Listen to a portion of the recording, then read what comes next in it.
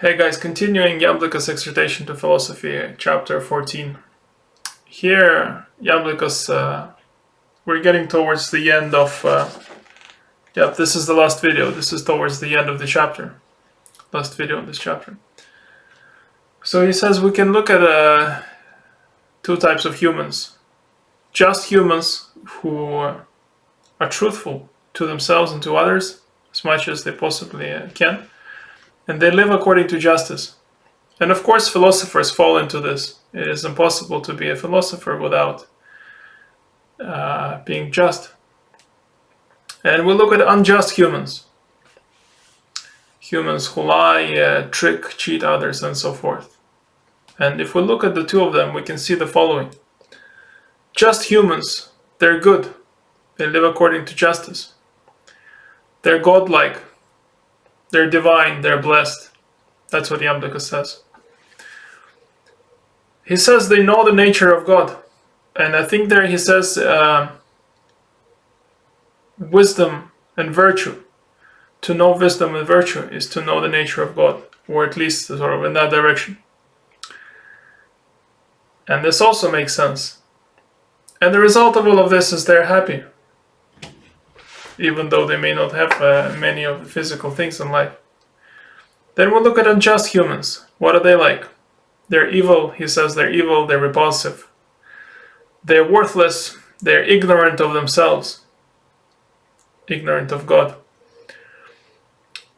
He says about the worthless, this is an interesting part that he says. He says they may think that they're very worthy, but their worthiness is equal to their ignorance. And their ignorance is great. I mean, their worthlessness is equal to their ignorance. Because their ignorance is great, they're greatly worthless. This is pretty much almost in exactly those words. The translation that I read, he said it. But they will think that they're great. Psychologically, this is my understanding. Psychologically, narcissists often fall into this category really beautifully because they think they're incredible. But if we study their actions, they're typically chaotic, disorderly, delusional. And all of that added gives us evil, destructive. And we see this very clearly in politics, we see this in business, any field of life. In relationships.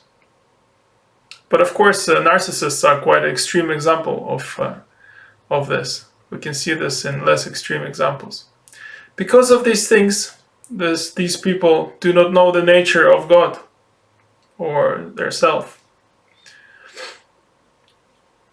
The result of all of this is they're miserable and their consequences. And Iamblichus says the consequences are not just physical ailments of the body and so forth.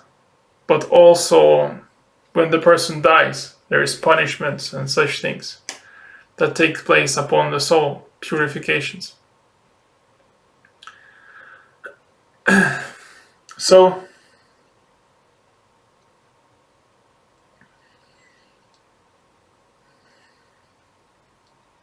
yeah. And he says, if these people start to investigate their life philosophically, they start to, it becomes a shock to them. They start to lose satisfaction that they have in themselves. What I understand by this is these people often have incredible pride of themselves and such things. They think they're amazing and great. But when they study their life philosophically, they will start to lose that. He says, Iamblichus says, they will start to lose their confident speech, the way they speak. We often see these people, if they want to persuade somebody, they will speak very charismatically, for example. And in sales and such things, we often see a lot of that. Like a person will sell you anything. It doesn't mean that salespeople are bad. I'm just saying that these people thrive in some fields in life. Sales, politics, and so on. Doesn't mean that all politicians or salespeople are like this. Not at all. And Iamblichus says when they study their life philosophically, they become like children. They realize that they are children who... I understand this, that he means they understand that they know nothing and that they've been foolish all this time. And to be honest, we see this with ourselves. Before we come to philosophy, we live a certain life. When we start to study philosophy and we start to observe our own actions, see how we influence ourselves and others, the consequences that our actions cause, we realize we are those people. And we do lose satisfaction in ourselves, and we often get spiritual depression developing, for example, things like that. We do lose confidence in ourselves because we start to see, oh my God, I've been causing this so much trouble and pain to myself and others. And we do become like children. We realize, especially the more we meet people who are very involved in terms of philosophy, not by how much they know of the text, but how they live their life and how much they know. The more we meet people like this and we study them and we, for example, live with them, we see the sacrifices they've made, how they've sacrificed desires, ambitions, passions, and the rewards that they're getting in terms of realizations, peaceful and blissful states, which pass on to those around them.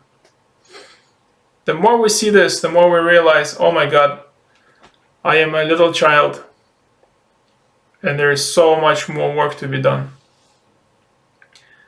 This is how I understand this part. And it is humbling.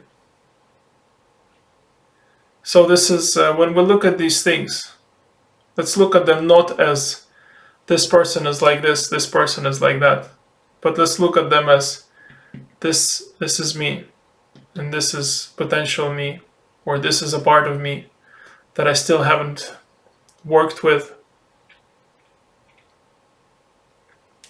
and this is a part of me that I am slowly becoming. We can look at it like this. So that's it, guys. Let's do a quick meditation now. And you can do any meditation you want. I'll just do the usual one that I do, which is a prayer. And that's it. And then we move on to chapter 15. Yep. And it's a very short chapter, that one. About the allegory of the cave. But it is very beautiful, so I might make several videos on it. That's it. Let's meditate now.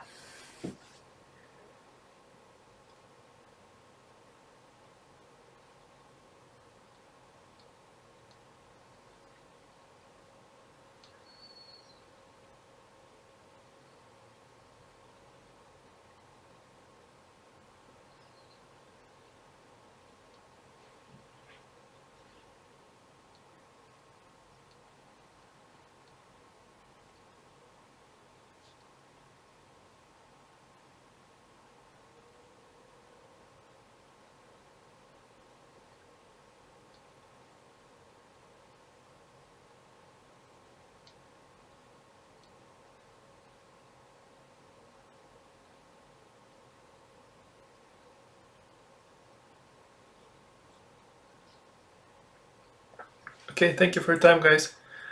A video will now hopefully appear and you can click on it and keep watching this channel.